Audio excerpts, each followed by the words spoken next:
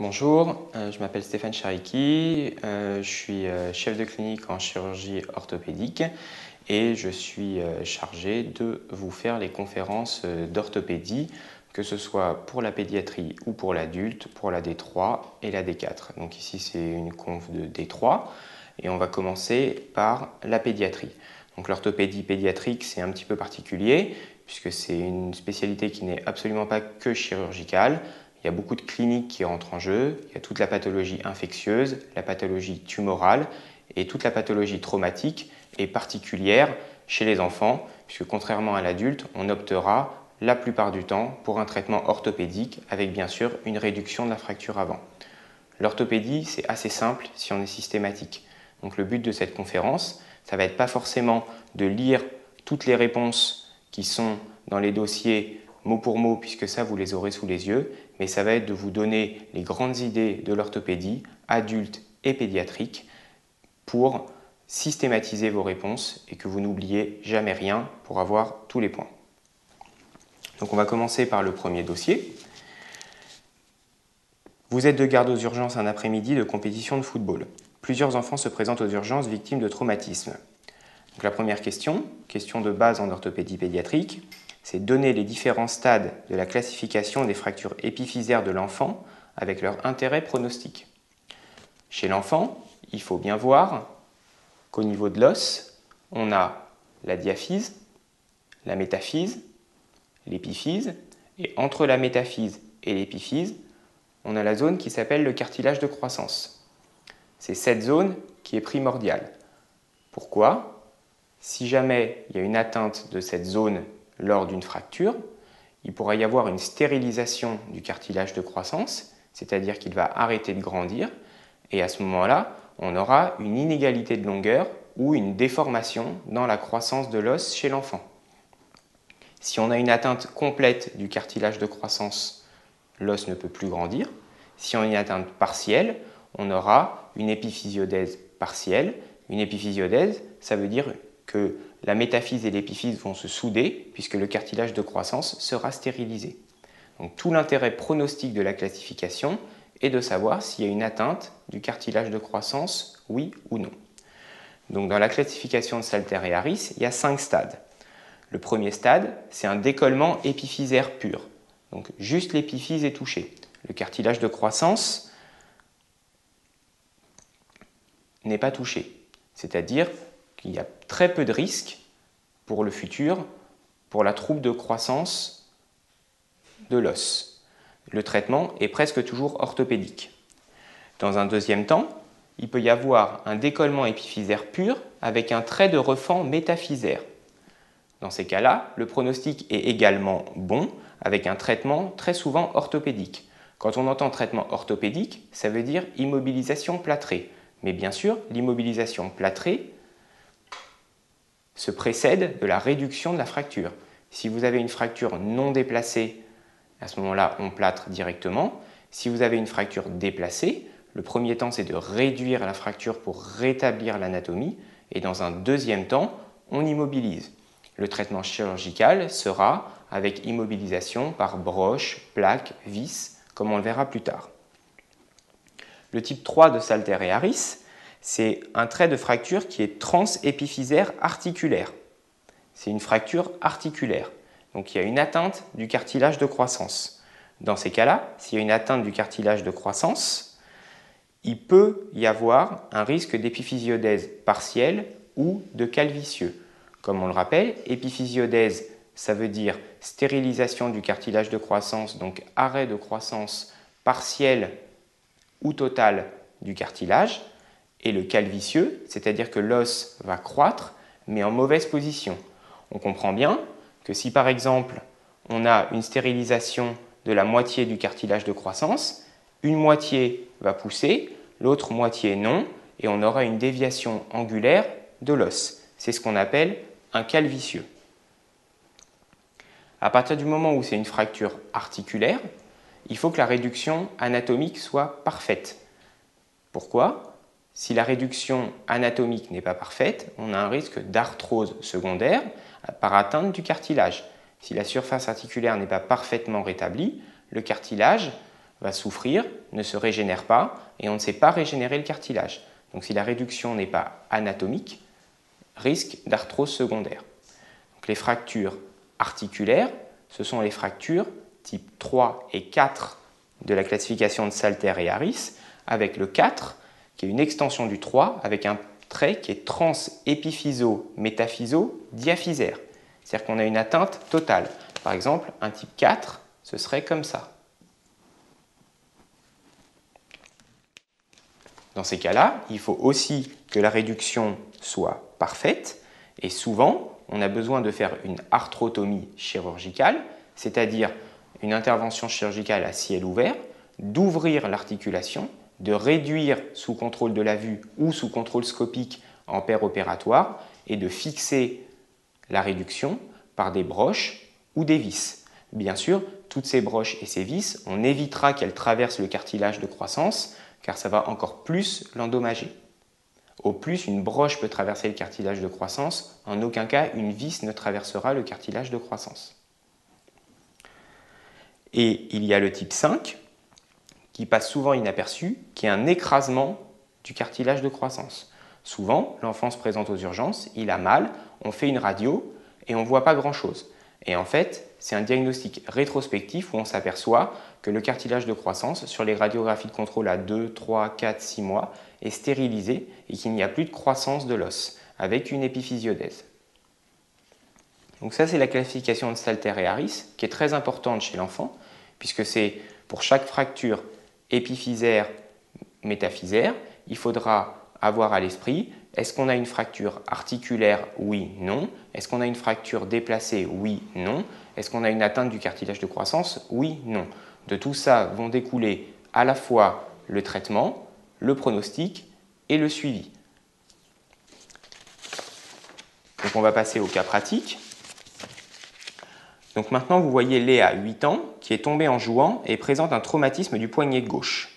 6 juin, la radio réalisée aux urgences. Quel est votre diagnostic? Que recherchez-vous comme complication? Alors, ce qu'il faut bien comprendre, donc vous aurez la radio sous les yeux, en premier plan, c'est comment analyser une radiographie. Ça, c'est important, puisqu'il faut toujours savoir après, est-ce que la fracture est déplacée, pas déplacée, dans quel sens, est-ce qu'elle est en avant, est-ce qu'elle est en arrière? Souvent, on se pose la question. Donc, par exemple, là, vous avez un poignet, un avant-bras, qui est comme ça, avec ici le semi-lunaire, d'accord. Ensuite, vous aurez le pouce qui est ici, qui marque l'avant, et vous avez une face, comme ça, avec ici la styloïde ulnaire. Donc ça, c'est un poignet de profil, ça, c'est une épiphyse de face. Donc le radius. Qu'est-ce qui est important? De regarder où est le haut. Donc l'avant est marqué par le pouce.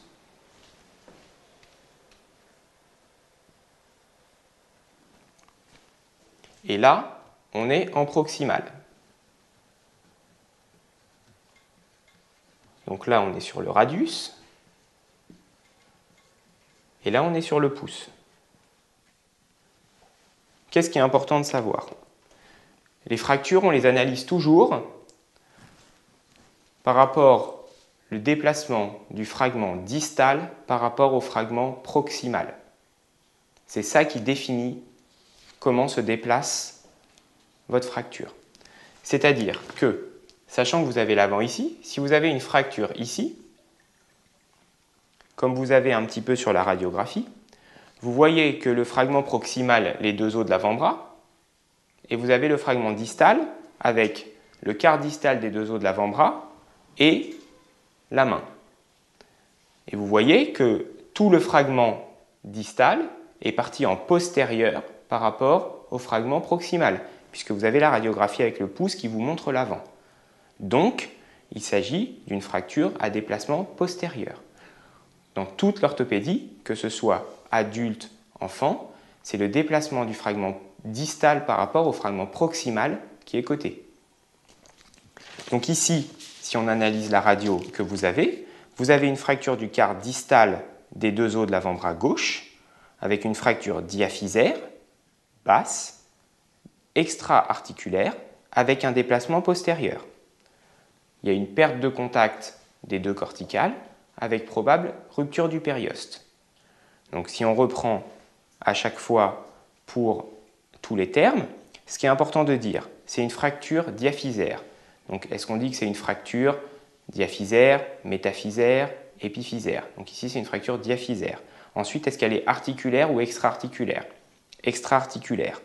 Le déplacement, donc ici un déplacement postérieur, et après, si on peut qualifier le déplacement important ou pas important. Ici, on a un déplacement important puisqu'on n'a aucune congruence entre les deux os, avec une perte de contact complet. Les complications. En orthopédie, les complications, c'est simple. C'est toujours la même chose. C'est peau, pouls, nerfs, adaptés à chaque zone de l'anatomie. Donc ici, on va rechercher des complications cutanées, vasculaires et nerveuses. Une ouverture cutanée, la palpation des pouls, un testing de la mobilité des doigts pour tester le nerf cubital, le nerf sensitif, le nerf médian, surtout ici le nerf médian. Et à partir de ce moment-là, on pourra commencer à traiter l'enfant. Vous avez vu la radio, vous avez analysé votre radio et vous avez votre diagnostic. Après, on va voir quel sera le traitement. Mais dans un premier temps, il faut toujours rechercher les complications qui sont peau, pouls, nerfs. Une fois que vous avez fait tout ça, quel est votre traitement pour les 24 heures suivantes, c'est-à-dire votre traitement en aigu?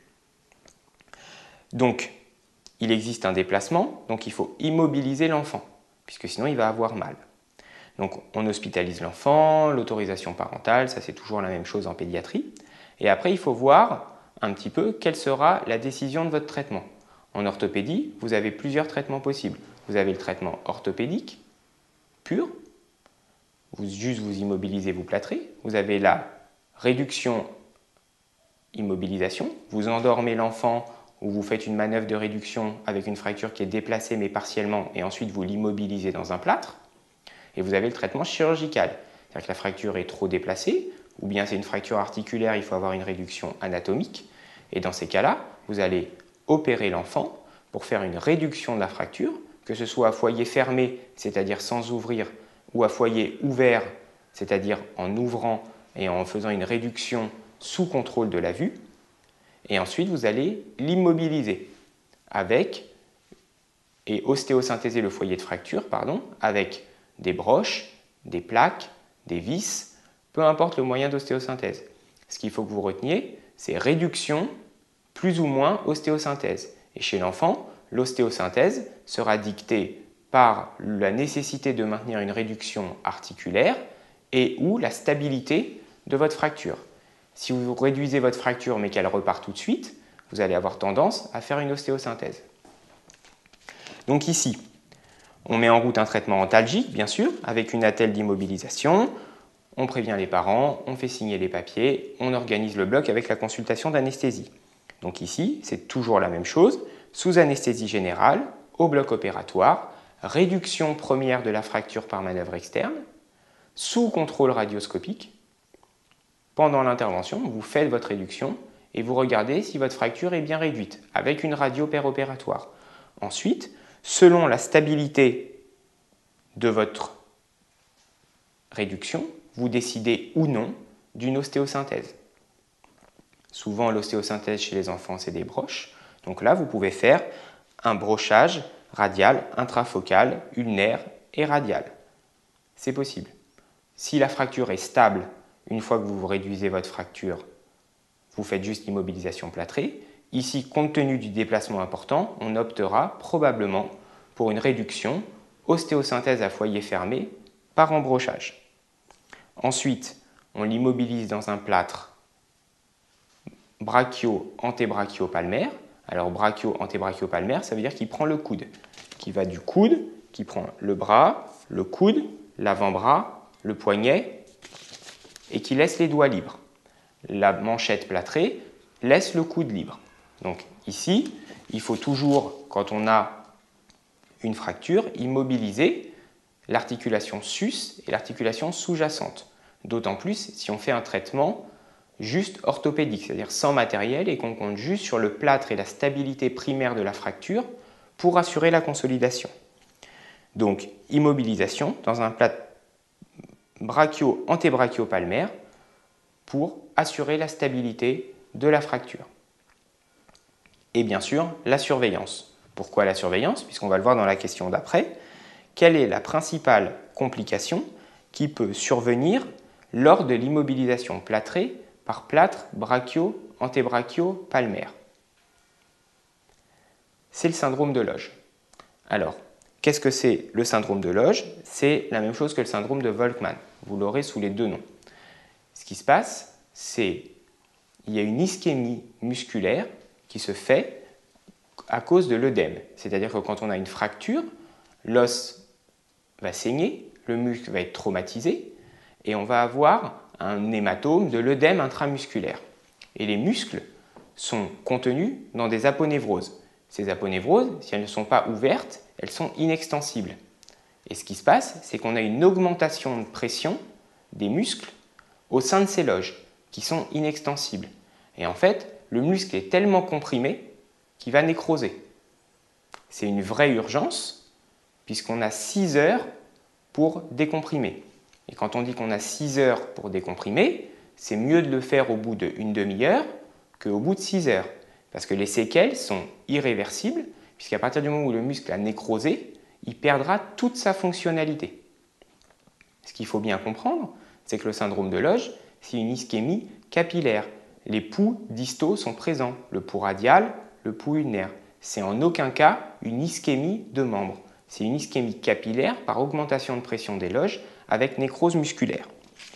Donc, il s'agit d'une ischémie musculaire des loges antérieures de l'avant-bras avec rétraction ischémique des muscles fléchisseurs avec griffe des doigts. C'est-à-dire que ça survient surtout aux loges antérieures où une fois que les muscles sont nécrosés, ils se rétractent et à ce moment-là, comme c'est les fléchisseurs qui sont à l'avant-bras, on se retrouve avec un avant-bras qui est comme ça, complètement rétracté et non fonctionnel.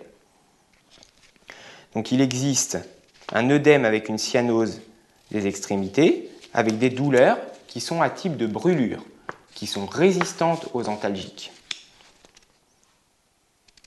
Et un des signes importants, c'est qu'il existe des troubles distaux de sensibilité. C'est-à-dire qu'on commence à avoir des paresthésies dans le bout des doigts, des paresthésies dans le territoire du nerf médian et des douleurs à l'étirement contrarié des doigts. C'est-à-dire que quand on fait l'étirement contrarié des doigts, on va mettre en extension et en tension les muscles de la loge antérieure qui, s'ils sont comprimés, vont déclencher des douleurs. Donc la surveillance du syndrome de Loge, c'est primordial. C'est surélévation du membre supérieur, testing de la mobilité des doigts, recherche de troubles sensitifs. Si on a une suspicion de syndrome de Loge, le plus urgent, c'est de fendre le plâtre et d'ouvrir le plâtre en deux. Même si la fracture se déplacera, ce n'est pas grave. On pourra toujours refaire une ostéosynthèse. Mais un syndrome de Loge, c'est une urgence extrême. Donc, dans un premier temps, on ouvre le plâtre, on surveille. Mais vraiment pas longtemps. Et au moindre doute clinique, c'est-à-dire paresthésie, signe de compression, prise de pression dans les loges, on y reviendra plus tard avec la pression dans les loges qui est élevée, et bien dans ces cas-là, il faut faire ce qu'on appelle une aponevrotomie de décharge, c'est-à-dire ouvrir les loges de l'avant-bras pour permettre aux muscles de respirer et de s'expandre. Donc, en cas de doute, et pour confirmer les diagnostics, on peut prendre les pressions dans les loges avec des capteurs et on mesure la différence de pression qu'il y a entre la pression dans les loges et la pression artérielle diastolique. Si on a une pression dans les loges qui est supérieure à 40, on a déjà une forte suspicion de syndrome de Loge. Et si on a une différentielle entre la pression artérielle diastolique et la pression artérielle dans les loges qui est inférieure à 30, eh bien dans ces cas-là, c'est de forts arguments pour le syndrome de Loge. C'est-à-dire que vous avez un enfant qui a une tension à 120, 60 mg de mercure et une pression dans les loges à 50. Vous avez une différentielle de 10 entre 50 et 60, c'est-à-dire inférieure à 30. Donc là, c'est probablement un syndrome de Loge. Donc il faut vraiment surveiller ça. Et dès que vous faites un plâtre, il faut penser au syndrome de Loge, que ce soit à l'avant-bras et à la jambe. Les syndromes de Loge, c'est principalement l'avant-bras et la jambe. Donc le traitement, c'est une urgence chirurgicale avec ablation du plâtre et au moindre doute, aponeurotomie de décharge des loges de l'avant-bras. Et à chaque fois, quand on fait un plâtre chez l'enfant, souvent on leur remet une petite feuille aux urgences, aux parents, où on leur dit voilà, il faut surveiller votre enfant, s'il a tel signe, il faut bien surveiller qu'il bouge les doigts, il faut bien surveiller que les doigts ne soient pas bleus, il faut surveiller qu'il n'ait pas de fourmis dans les doigts. Donc ça, c'était pour le syndrome de Loge. Donc principale complication, des fractures de l'avant-bras et des immobilisations plâtrées. Donc maintenant vous voyez Kevin, 9 ans, qui se plaint de son coude droit qui est très gonflé. Il est tombé en jouant au football juste à côté de l'hôpital. Vous suspectez une fracture supracondylienne de l'extrémité inférieure de l'humérus.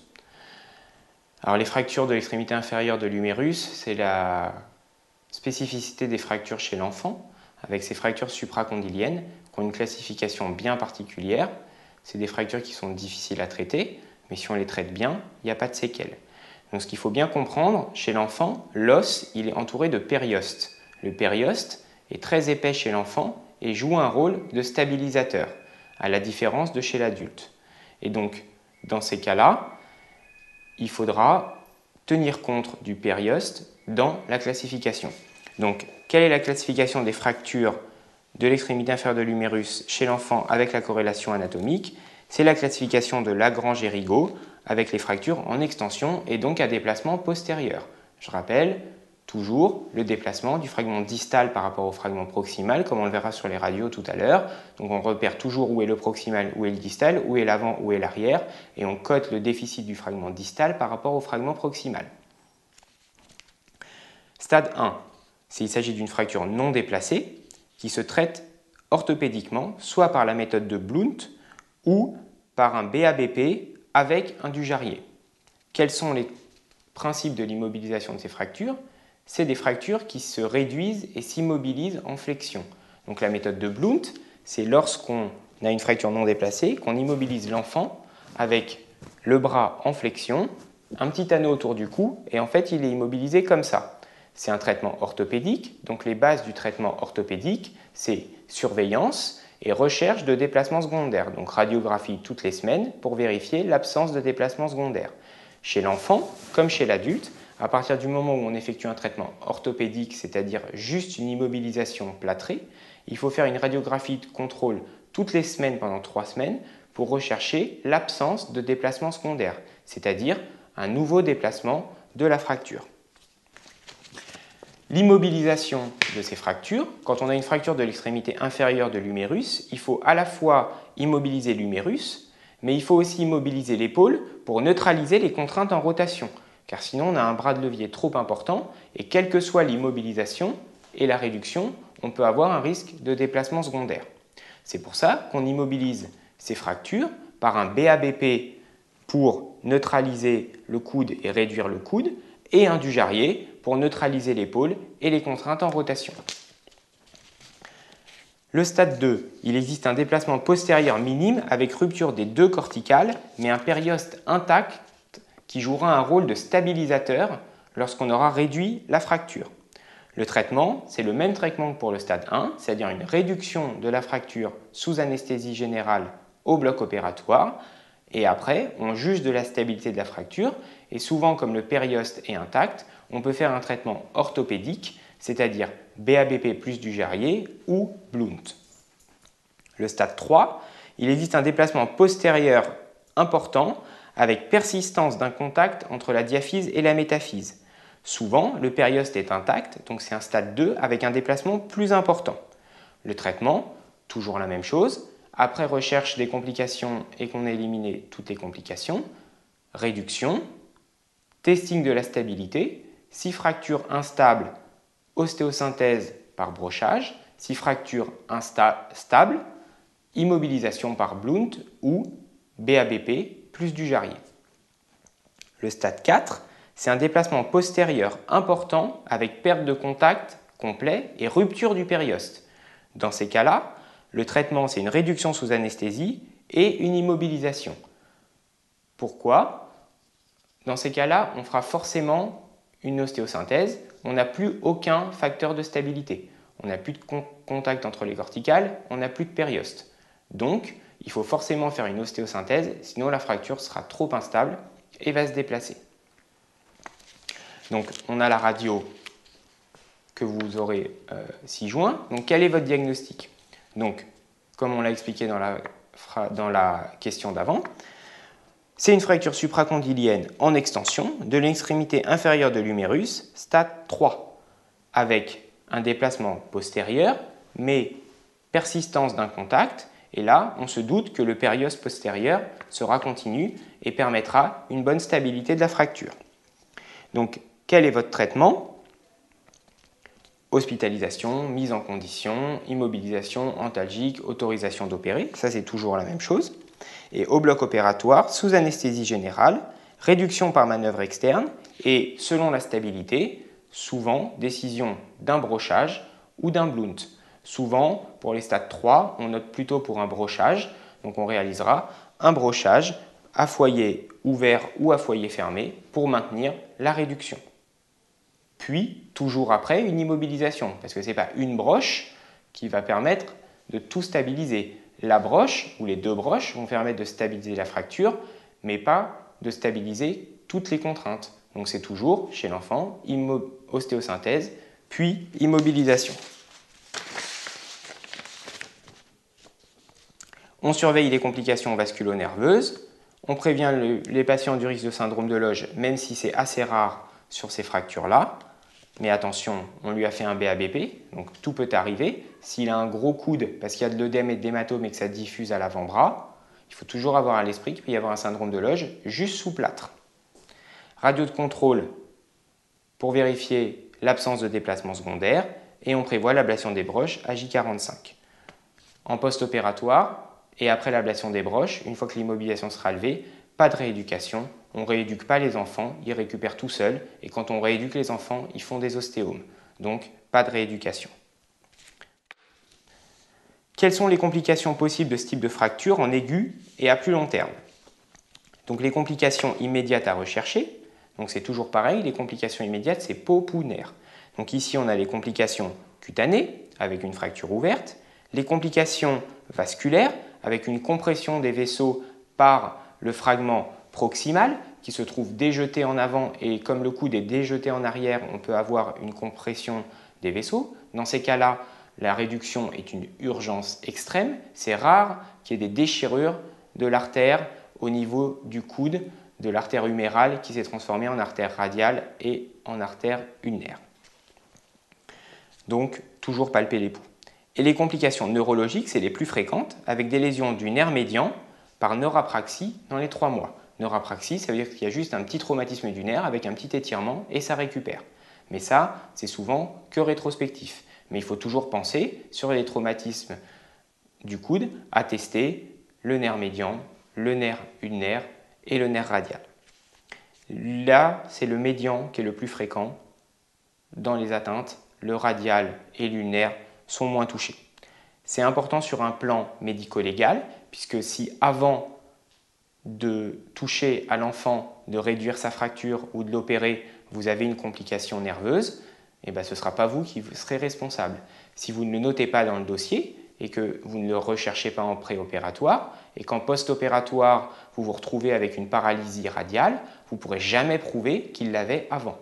Et on dira, c'est vous qui lui avez causé sa paralysie radiale quand vous avez soit réduit la fracture, soit quand vous l'avez ostéosynthésée. Donc c'est médico-légal de rechercher les complications nerveuses et de les noter dans le dossier.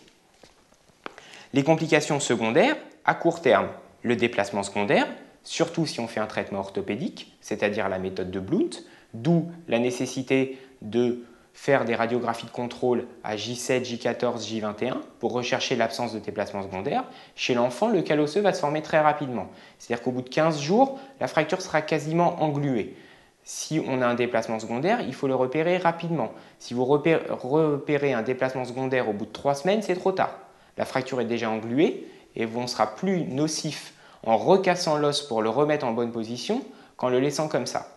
Donc c'est très important, traitement orthopédique égale radiographie de contrôle avec recherche de déplacement secondaire.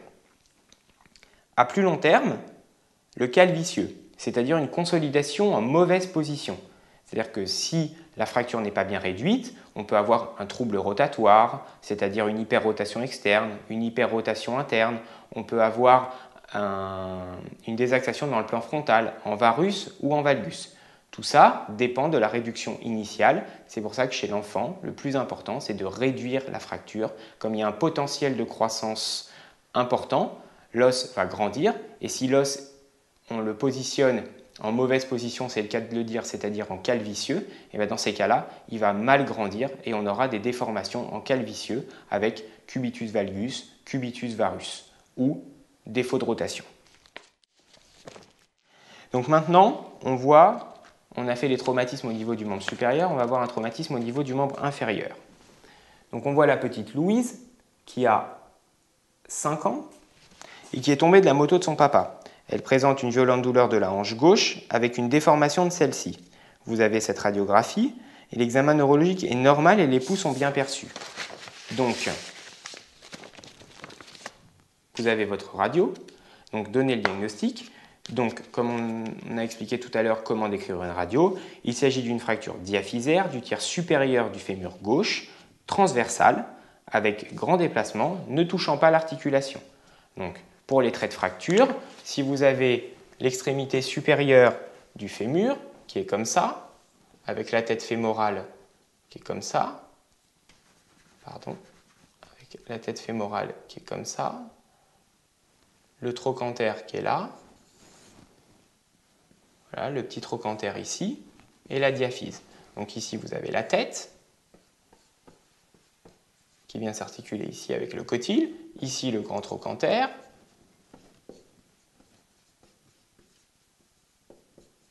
et ici la diaphyse. Ça, c'est une fracture transversale, ça, c'est une fracture oblique courte, fracture oblique longue, et vous avez les fractures spiroïdes, qui descendent comme ça. Donc c'est très important de bien décrire la fracture.